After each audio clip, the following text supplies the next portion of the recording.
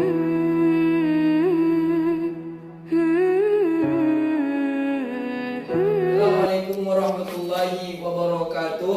Waalaikumsalam warahmatullahi wabarakatuh. Alhamdulillah rabbil alamin. Wassalatu wassalamu ala asrofil anbiya'i wal mursalin wa ala alihi wa sahbihi ajma'in. Amma ba'du, yang kami muliakan, kami hormati para audiens yang senantiasa bisa mendengarkan presentasi daripada makalah saya. Puji syukur kepada Allah Subhanahu wa taala yang mana sampai hari ini Allah Subhanahu wa taala mencurahkan nikmatnya kepada kita semua sehingga kita bisa berkumpul di rumah ini dalam rangkaian mendengarkan presentasi makalah saya. Salat bertangkaikan salam tak bosan-bosannya kita hadiahkan kepada ruh junjungan alam, yakni Nabi besar Muhammad sallallahu alaihi wasallam, yang mudah-mudahan syafaatnya yang kita nantikan di yaumil akhir nanti. Amin ya rabbal alamin. Perkenalkan, nama saya Ali Kasanova, NIM 02012020042, kuliah di Universitas Winsu Medan, jurusan Hukum Keluarga Islam. Kali ini saya akan mempresentasikan tugas makalah saya pada mata kuliah mediasi dengan dosen pengampu Bapak Khairul Mufti Rambe untuk memenuhi syarat UAS saya dengan judul Prinsip-prinsip mediasi. Baiklah, pembahasan yang pertama, pengertian mediasi. Istilah mediasi cukup gencar dipopulerkan oleh para akademis dan praktivis akhir-akhir ini, dan para ilmuwan berusaha mengungkapkan secara jelas makna mediasi dalam berbagai literasi ilmiah melalui riset dan studi akademik. Para praktisi juga cukup banyak menerangkan mediasi dalam praktek penyelesaian sengketa. Perguruan tinggi, lembaga swada masyarakat LSM, dan berbagai lembaga lainnya cukup banyak memenuhi perhatian pada mediasi ini. Namun istilah mediasi ini tidak mudah didefinisikan secara lengkap dan menyeluruh karena cukupan luas. Mediasi tidak memberikan suatu model yang dapat durasikan secara inspirasi.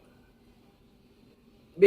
Tujuan dan manfaat mediasi. Mediasi merupakan salah satu bentuk dari alternatif menyelesaikan sengketa di luar pengadilan.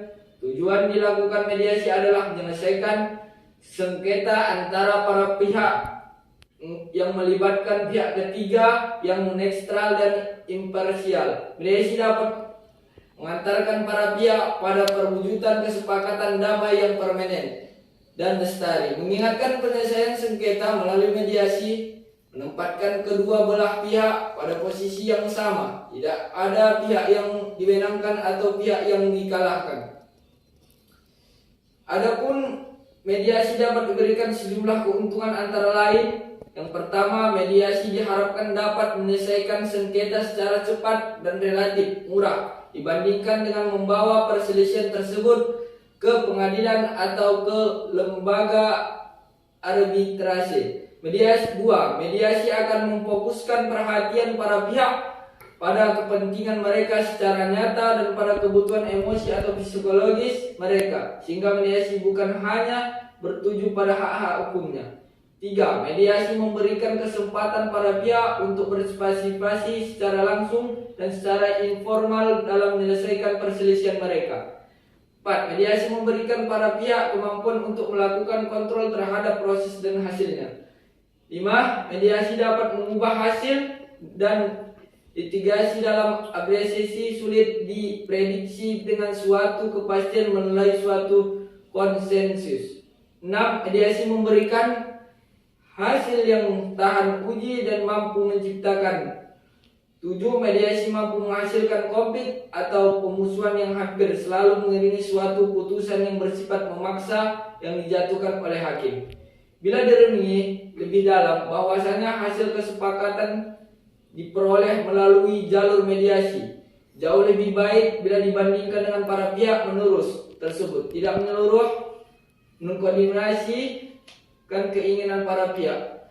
Pernyataan ini bahwasanya umum bukan dari istilah penyelesaian itu sendiri, tetapi dari kenyataan bahwasanya hasil penyelesaian tersebut memungkinkan karena kedua belah pihak meletakkan perselisihan di belakang mereka. Pada beberapa kasus dalam proses mediasi cenderung pihak yang lebih lemah bersedia menyerahkan beberapa hak mereka.